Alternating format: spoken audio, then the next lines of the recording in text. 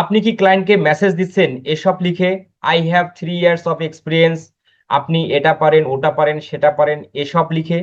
এই ভুলগুলো করা বন্ধ করুন। একজন ক্লায়েন্ট আপনার অভিজ্ঞতা এবং জীবন কাহিনী দেখতে চায় না, একজন ক্লায়েন্ট দেখতে চায় তার ব্যবসার সমস্যাটা আপনি সমাধান করতে পারবেন কিনা এবং সেটা কিভাবে সমাধান করবেন। তাই আমাদের আউট অফ মার্কেট প্লেসের ক্লায়েন্টের কাজ পেতে ক্লায়েন্টের ব্যবসার পেইন পয়েন্ট খুঁজে বের করে সেই সম্পর্কিত মেসেজ করলেই ক্লায়েন্ট আপনার মেসেজের রিপ্লে করবে এবং আপনি কাজটা পেতে সক্ষম হবেন। চলুন আমরা এখন শিখি অ্যাক্টিভ ক্লায়েন্টদের আমরা কিভাবে খুঁজে বের করব এবং ওই সকল ক্লায়েন্টের পেইন পয়েন্ট আমরা কিভাবে খুঁজে পাবো।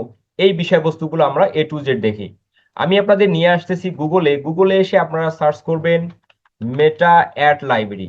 এই কথাটুকু লিখে জাস্ট আপনারা সার্চ করলে ফেসবুকের অ্যাড লাইব্রেরিতে আপনারা দেখতে পাচ্ছেন। দেন আমরা অ্যাড লাইব্রেরিতে ক্লিক করব।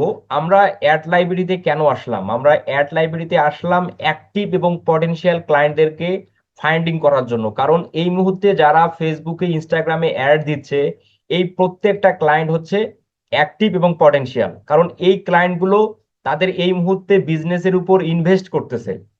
তাহলে যে সকল ক্লায়েন্ট ফেসবুকে ইনস্টাগ্রামে অ্যাড দিচ্ছে কিন্তু তাদের অ্যাডের মধ্যে হিউজ পরিমাণ সমস্যা, তো ওই সমস্যাগুলো আমাদের খুঁজে বের করে আমরা ক্লায়েন্টকে জাস্ট জানাবো। কারণ যে ক্লায়েন্ট এই মুহূর্তে ফেসবুকে ইনস্টাগ্রামে অ্যাড দিচ্ছে তার মানে তার খরচ হচ্ছে।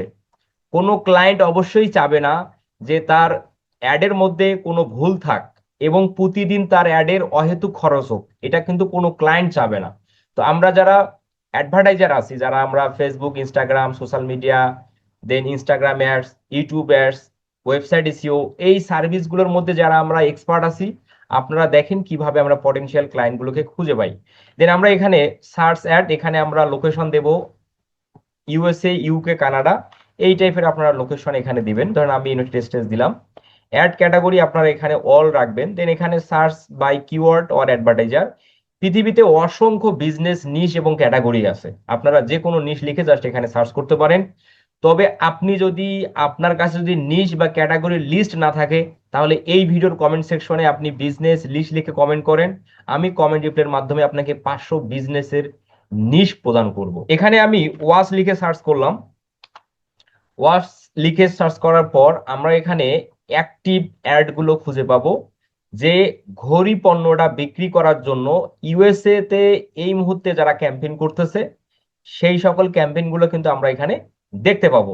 দেখেন এই যে অসংখ্য ক্যাম্পেইন, প্রায় এখানে 50,000 প্লাস, 50,000 প্লাস অ্যাড চলতেছে এই ওয়াচ এই পণ্যটা বিক্রি করার জন্য। তাহলে এই প্রত্যেকটা ক্লায়েন্টই কিন্তু অ্যাক্টিভ, কারণ এই মুহূর্তে তারা তাদের অ্যাডস এর উপর খরচ করতেছে। তাহলে আমরা ওই সকল ক্লায়েন্টদেরকে ফাইন্ড আউট করব যাদের অ্যাডের মূলত ত্রুটি। আমরা পেইন পয়েন্ট গুলো খুঁজে বের করে আমরা সেগুলো ক্লায়েন্টকে জানাবো। আচ্ছা, তো আমরা ওয়াচ ঘড়ির পাশাপাশি আমরা অন্যান্য অ্যাডও আমরা এখানে দেখতে পাচ্ছি। ঠিক আছে, আমরা একটা ঘড়ির অ্যাড আমরা একটা খুঁজে নেই। আমরা এখানে দেখতে পাচ্ছি যে একটা ঘড়ির বিজ্ঞাপন আমরা এখানে দেখতে পাচ্ছি। এই যে অ্যাডটা দেখেন, এই যে অ্যাডটা এই মুহূর্তে ক্যাম্পেইন করতেছে platform Facebook, Instagram, audience network, Messenger, 4টা প্ল্যাটফর্মে অ্যাড চালাচ্ছে। আচ্ছা দেখেন অ্যাডের মধ্যে যে প্রাইমারি টেক্সটটা ব্যবহার করছে অত বেশি অ্যাট্রাকটিভ অ্যাড কপি কিন্তু তারা লিখতে পারে নাই। আচ্ছা, আমরা যদি একটু সামারি ডিটেলস এখানে যদি ক্লিক করি তাহলে আমরা আরো বিস্তারিত দেখতে পারবো। দেন এখানে আমরা একটু অ্যাড ভিডিওটা যদি প্লে করি, অ্যাড ভিডিওটা প্লে করলে দেখতে পাচ্ছেন যে অ্যাড ভিডিওটা কিন্তু অত বেশি অ্যাট্রাকটিভ বা হচ্ছে অডিয়েন্সকে আকৃষ্ট করার মতো একটা ভিডিও কিন্তু এটা না। ঠিক আছে, ভিডিওটাকে আরো ইমপ্রুভ করা লাগতো। কারণ অডিয়েন্সকে আকৃষ্ট করতে না পারলে, কারণ একটা অ্যাডের মধ্যে অডিয়েন্স কি দেখতে পায়? অ্যাড কপি এবং ভিডিও, এই দুটোই কিন্তু আগে দেখে। তাহলে ভিডিওটার মধ্যে যদি আপনি খুব বেশি অ্যাট্রাকটিভ ভাবে না মেকিং করেন তাহলে কিন্তু অডিয়েন্স আকৃষ্ট হবে না। এছাড়াও যদি আমরা অ্যাড কপির দিকে তাকান, দেখেন অ্যাড কপিটা একদম সিম্পল একটা অ্যাড কপি হয়েছে। আপনারা যদি চ্যাট জিপিটিতে যান, চ্যাট জিপিটি থেকে এর থেকে বেটার বেটার অ্যাড কপি আপনারা মেকিং করে নিতে পারবেন। এরপর আমরা যদি একটু সি অ্যাড ডিটেলসে ক্লিক করি যে এই অ্যাডের মধ্যে আর কি কি ত্রুটি আছে, দেখেন এখানে আমরা ট্রান্সপারেন্সি বাই লোকেশনে যদি ক্লিক করি তাহলে আমরা দেখতে পারবো এই অ্যাডটা কোন কোন লোকেশন এবং কোন এজের অডিয়েন্সের উপর ক্যাম্পেইনটা চালাচ্ছে। তো আমরা এখানে দেখতে পাচ্ছি শুরুতে এই যে ঘড়িটা, এই ঘড়িটা কিন্তু হচ্ছে পুরুষের জন্য, হ্যাঁ, মানে মেল অডিয়েন্সের জন্য কিন্তু মূলত এই ঘড়িটা, ঠিক আছে। আচ্ছা, দেখতে পাচ্ছেন ভিডিওটা কিন্তু সেটাই আমরা বুঝতে পারতেছি। এছাড়াও আমরা তার ওয়েবসাইটে ভিজিট করলে আমরা সেটাও দেখতে পারবো।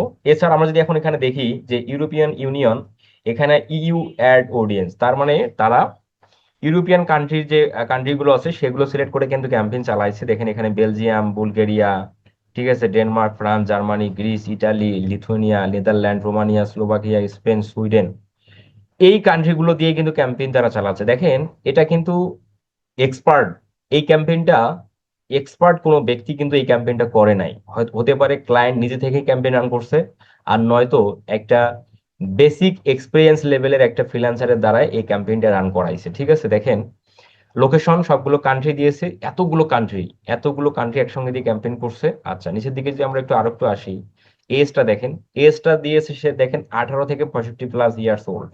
মানে এই ঘড়িটা কাদের? এই ঘড়িটা কি 18 থেকে, এই ঘড়িটার একটা স্ট্যান্ডার্ড এজ হচ্ছে 25 থেকে 35, বা 25 থেকে 38 এজের অডিয়েন্স হচ্ছে স্ট্যান্ডার্ড। বাট এখানে 18 থেকে 65 প্লাস, তার মানে এই ঘড়িটা কি 50 বছর, 55 বছর, 60 বছর, 65 বছর, 70 বছর এজের মানুষ কি এই ঘড়িগুলো পরে? সাধারণত পরে না। আবার 18 থেকে 25 বছরের নিচে যে অডিয়েন্স গুলো আছে তারা কিন্তু এই এই ঘড়িগুলো কেনারও অ্যাবিলিটি রাখে না। এজটা আপনাকে এমন একটা এজ দিতে হবে, স্ট্যান্ডার্ড এজ, যারা ওই পণ্যটা কেনার অ্যাবিলিটি রাখে এবং যারা ওই পণ্যটা পরে বা ইউজ করে, সেইটার উপর বেস করে এজ দিতে হয়। তাহলে এজের মধ্যে একটা অনেক বড় একটা আমরা দুর্বলতা এখানে দেখতে পাচ্ছি। নিচের দিকে যদি আসেন, জেন্ডার অল, তার মানে কি এই ঘড়িটা হচ্ছে একটা পুরুষ কেন্দ্রিক ঘড়ি বা পুরুষের জন্য। জেন্ডার দিয়েছে অল, মানে কি ফিমেলদের জন্য। আহ দেন এখানে ফিমেল অডিয়েন্সটাও সিলেক্ট করছে।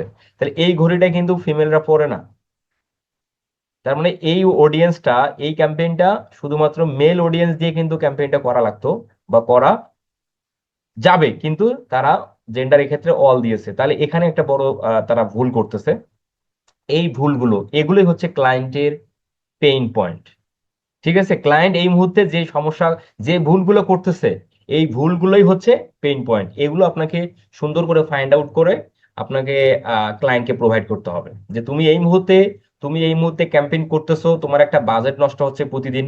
তাহলে তোমার ক্যাম্পেইনের মধ্যে এই এই ভুলগুলো আছে যেগুলো তুমি ভুল রেখেই তুমি ক্যাম্পেইনটা পাবলিশ করেছো বা ক্যাম্পেইনটা তুমি চালাচ্ছ। এতে কিন্তু তোমার অ্যাডের বাজেট নষ্ট হচ্ছে, তোমার কিন্তু পটেনশিয়াল কাস্টমার কিন্তু তুমি পাচ্ছ না, বা সামনে কিন্তু পাবা না। তাহলে এই যে ভুলগুলো, এই ভুলগুলো ধরে দেয় হচ্ছে, আপনি যদি ধরে দিতে পারেন তাহলেই না আপনি ক্লায়েন্টের রিপ্লে পাবেন এবং ওই ক্লায়েন্টের কাজ আপনি পাবেন। আচ্ছা, এখানে আর তেমন কোনো আমরা দেখতে পারবো না। এছাড়াও যদি আপনি যান যে এই পেজটাতে, আমরা যদি ওয়েবসাইটটা ভিজিট করি, তার ওয়েবসাইটের মধ্যে আমরা দেখতে পারবো এই প্রোডাক্টটা কাদের জন্য। দেখেন এই প্রোডাক্টটা মূলত এখানে হোমে যদি আমরা যখন আসলাম তখন এটা দেখতে পাচ্ছি যে এই ঘড়িগুলো হচ্ছে পুরুষের জন্য, হ্যাঁ, মেল অডিয়েন্সের জন্য। তাহলে এখানে ফিমেল অডিয়েন্সটা কিন্তু দেওয়াটা একদমই ঠিক হয়নি। আচ্ছা, এখন আপনি এখন আপনি যদি এই অ্যাডটাতে ঢুকে আমরা যদি এনার পেজ ভিজিট করি, তাহলে আমরা কিন্তু সেটা করতে পারি। দেখেন পেজ, এখানে ক্লিক করলেই পেজে চলে যাব। এন্ড পেজে আসার পর তার পেজের মধ্যে যদি কোনো পেইন পয়েন্ট আমরা খুঁজে পাই, সেটাও কিন্তু আমরা ক্লায়েন্টকে আউটরিচ করার মেসেজে উল্লেখ করব, ঠিক আছে।